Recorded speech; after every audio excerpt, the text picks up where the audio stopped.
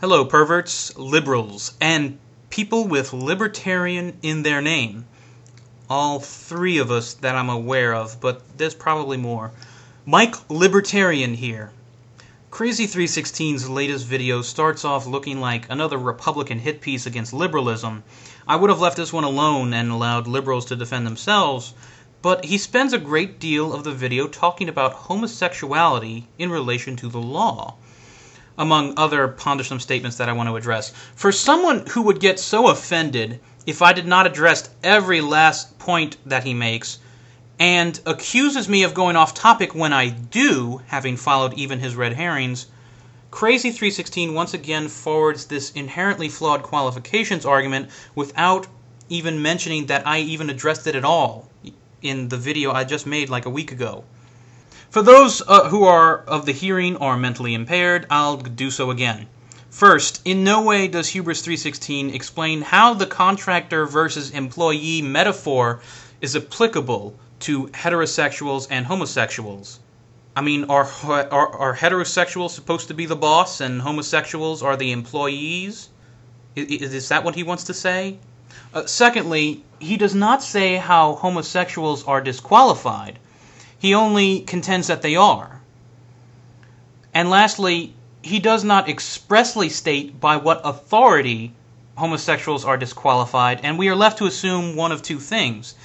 Is probably by the U.S. government authority, which I explained would be a violation of the 1st, 10th, and 14th Amendments to the Constitution, as well as an indirect violation of the 9th Amendment's protections of rights held by the people not expressly named in the Constitution. Or perhaps Hubris 316 is implying divine authority. That would be odd indeed for someone who often warns of so-called dangers of a, quote, sensate society. Yet this fundamentalist Christian who loves to use Pitirim Alexandrovich Sorokin's language fails to grasp that Sorokin also warned against an ideational society, one in which all things spiritual came first and all things material came second. Another puzzling statement Krazie makes is his assertion that there is no such thing as the separation of church and state in American law. He claims that our nation's founders wanted to prevent the government from controlling religion, while he conveniently leaves out the fact that they also did not want the church to control the government either.